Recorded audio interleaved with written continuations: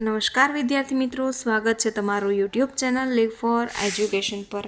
આજે આપણે વાત કરવાના છે જે તમારા પ્રશ્ન બેંક છે તારીખ 1/2/2025ના રોજ ધોરણ 6 વિષય વિજ્ઞાન પ્રકરણ 6, 7, 8 ને 9 કુલ ગુણ તમારા 25 અને આ માટે લખવાનો સમય રહેશે તમારો 1 કલાક. ઓકે, તો આજના પેપર વિશે આજે આપણે વાત કરવાના છે. એ પહેલાં વિદ્યાર્થી મિત્રો, જો તમે ચેનલ પર નવા હોય, ચેનલને ફર્સ્ટ ટાઈમ વિઝિટ કરો છો તો ચેનલને લાઇક શેર સબસ્ક્રાઈબ કરીને નોટિફિકેશન બેલ આઇકન જરૂરથી પ્રેસ કરો. પ્રશ્ન નંબર 1 છે, યોગ્ય વિકલ્પો પસંદ કરી જવાબ લખો. ગમે તે 3 માર્ક્સના 3 તમને MCQ પૂછાશે.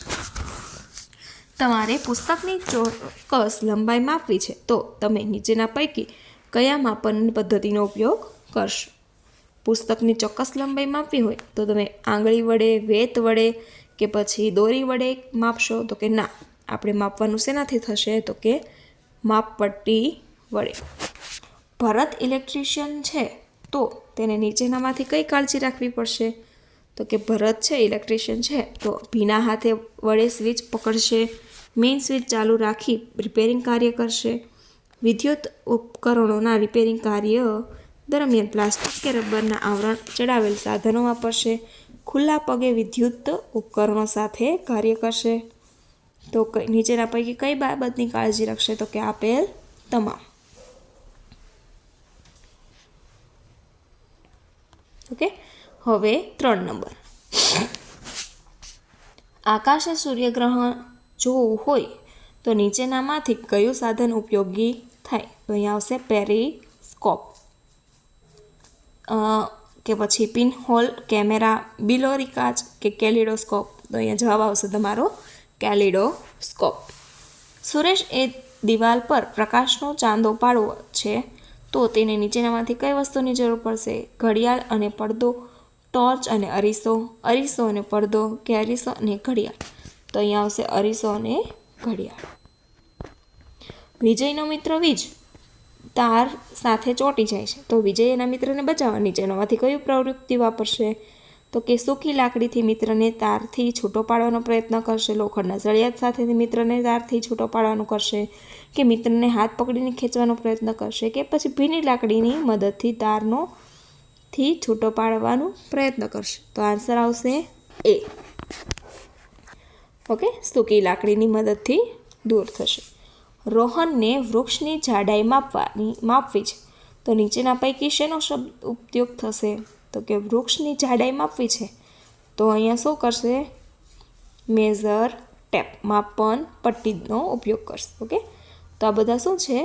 MCQ છે. ઓકે, 6 નંબર, કીડી તેના મૂળ સ્થાનેથી કેટલી દૂર અમુક અંતરે ગતિ કરે છે તો તેણે કાપેલા અંતરનું માપન કરવા તમે શું કરશો? તો કે માપપટ્ટી વડે માપશો, વેત દ્વારા માપશો, માત્ર દોરી વડે જ માપશો કે દોરી અને માપપટ્ટીનો ઉપયોગ કરશો? તો અહીંયા આવશે વેત દ્વારા માપી લેશો.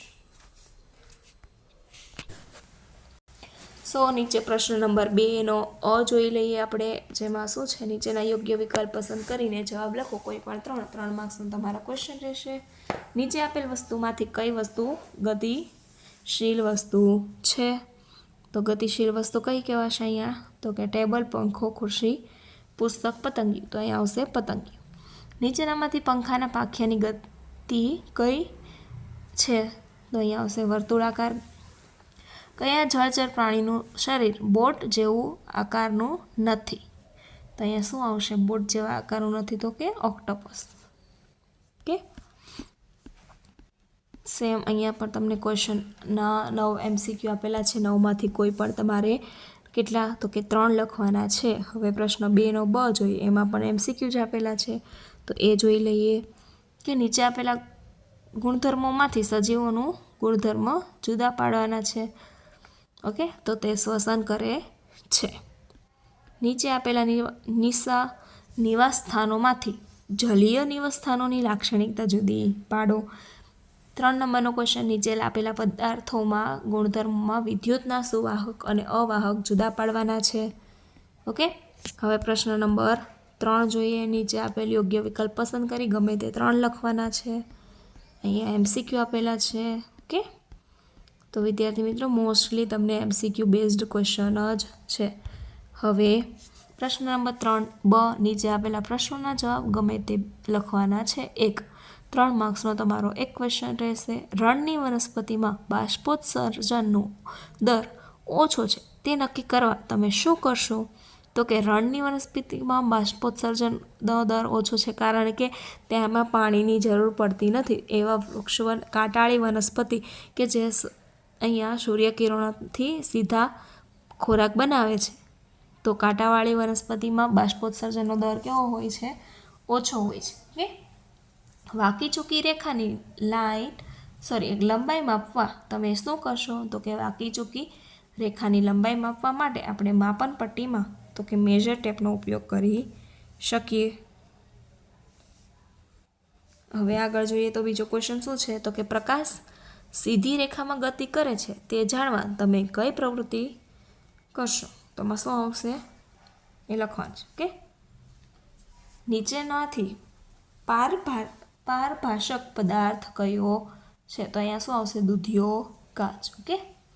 પાછા MCQ આવી ગયા વિદ્યાર્થી મિત્રો. આજે જે મારી એકમ કસોટી છે એમાં વધારે MCQ પર ભાર દેવામાં આવ્યો છે. ઓકે.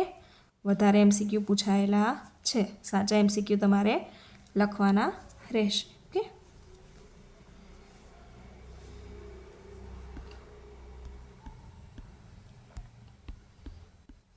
આ બધા જ MCQ આપેલા છે.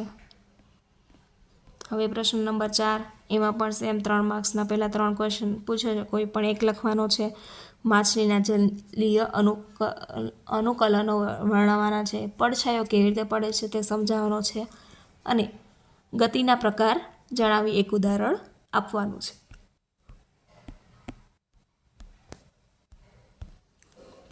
હવે આગળ છે અહીંયા પ્રશ્ન નંબર 5. નીચે આપેલા નમૂનાઓનું નિર્માણ અને કાર્ય પદ્ધતિ વર્ણવો. ઓકે. તો કેટલી લખવાની છે? ગમે તે એક. અને 4 માર્ક્સ છે. અહીંયા તમને 3 ટૂંક નોંધ આપેલી છે. આ ટૂંક નોંધમાંથી વર્ગ શિક્ષકો પૂછે એ પ્રમાણે તમારે કોઈ પણ એક લખવાની છે. એક ટૂંક નોંધના કેટલા માર્ક્સ છે? તો કે 4 માર્ક્સ રહેશે. ઓકે. તો અહીંયા છે કે પેલું સાદો વિદ્યુત પરિપથ કયો છે એ જણાવવાનું છે. આવી રીતે જે આકૃતિ આવે છે એ તમારે કરવાની રહેશે. આ બાજુ પ્લસ, આ બાજુ માઇનસ. પછી છે વિદ્યુત કળ જે પેલા લૂપમાં હોય છે.